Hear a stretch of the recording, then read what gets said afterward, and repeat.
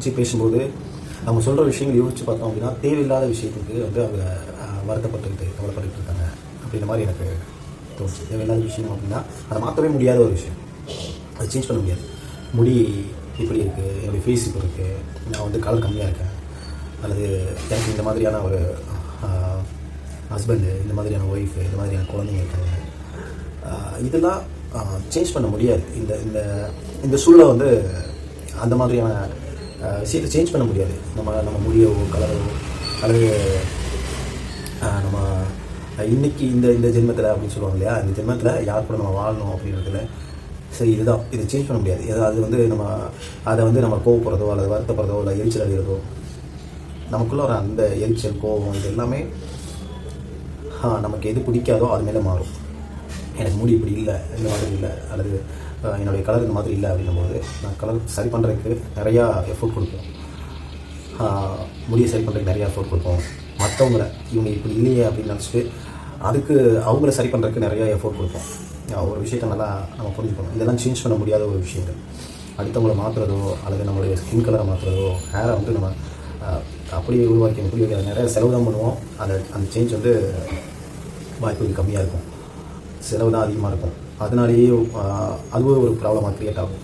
So இதெல்லாமே இருக்கும் அப்படின்னு அக்செப்ட் பண்ணிக்கிட்டு இப்படி தான் இருக்கும், இதுதான் சூழல், இதோட தான் நம்ம வாழணும் அப்படின்றத ஏற்றிக்கிட்டோம் அப்படின்னா அந்த அந்த நம்மளை வந்து அந்த கோபம் வர்றது, எரிச்சல் வர்றது, இதெல்லாமே போயிடும். அப்படி தான் இருக்கும். இதுதான் லைஃப். இந்த லைஃப்பில் தான் நம்ம வாழப்போம். இந்த லைஃப்லேருந்து நம்ம வாழப்போம். இந்த லைஃப்லேருந்து நம்ம முன்னேறப்போம். நம்ம எப்படி முன்னேறப்போம் இதெல்லாம் நம்ம வந்து பார்த்தோம் அப்படின்னா முன்னேற முடியும். நம்ம வேலையை மாற்ற முடியும். பணம் எவ்வளோ தான் சம்பாதிக்கிறத அதிகப்படுத்த முடியும். காலேஜை மாற்ற முடியும், ஸ்கூலை மாற்ற முடியும். நம்ம எதெல்லாம் நம்ம வெளியில் பார்க்குறோமோ, நம்ம முன்னேற்றத்துக்கு எதெல்லாம் நமக்கு வந்து விஷயங்கள் தேவைப்படுதோ அதெல்லாம் நம்மளால் ஒரு விஷயத்தை நம்ம கற்றுக்கணும்னா கூட நம்மளால் கற்றுக்க முடியும்.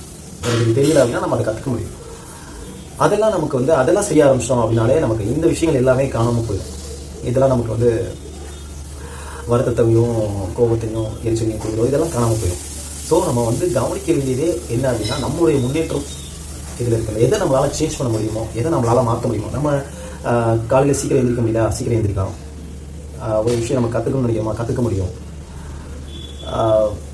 நம்ம உடம்பு ஆரோக்கியமாக வச்சுக்க முடியும். இந்த ஃபுட்டை நம்மளால் சாப்பிடக்கூடாது அப்படின்னு நினச்சோம் சாப்பிடாமல் இருக்கலாம். இதெல்லாம் நம்மளால் வந்து சேஞ்ச் பண்ணக்கூடிய விஷயங்கள். சேஞ்ச் பண்ண முடியாத விஷயத்துக்குள்ளேயே நம்ம வந்து இருந்துக்கிட்டு அந்த விஷயத்தை சேஞ்ச் பண்ணணும் மன உளைச்சலும் வருத்தமும் தான் கிடைக்கும்.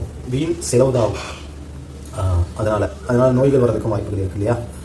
வருத்தமும் கோவமும் படும்போது உடல் ரீதியாக பாதிப்பும் வரும். அப்போ அந்த விஷயங்கள்லாம் வராமல் இருக்கணும் அப்படிங்கும்போது இதெல்லாம் நம்மளால் சேஞ்ச் பண்ண முடியாது. நம்ம யோசிச்சிட்டோம் அப்படின்னா ஆமாம் இது இப்படி தான் இருக்கும், இந்த வாழ்க்கை ஃபுல்லாமே நம்ம வாழ்கிற வாழ்க்கை ஃபுல்லாமே இது இப்படி தான் இருக்கும், இது நம்மளால் சேஞ்ச் பண்ண முடியாது. நம்ம எதெல்லாம் மாற்ற முடியும், நம்ம எப்படிலாம் முன்னேற்ற முடியும், நம்ம எப்படிலாம் வந்து அடுத்த நிலை கொடுக்க முடியுன்றதை யோசிச்சிட்டோம் அப்படின்னா இந்த விஷயங்கள் பெருசாக தெரியாது. இதை ஏற்றுக்கிட்டு அதை மாற்றிக்கிட்டு போனோம் அப்படின்னா நிச்சயமாக இப்போ இருக்கிற நிலையிலேருந்து நெக்ஸ்ட் லெவல் போக முடியும்.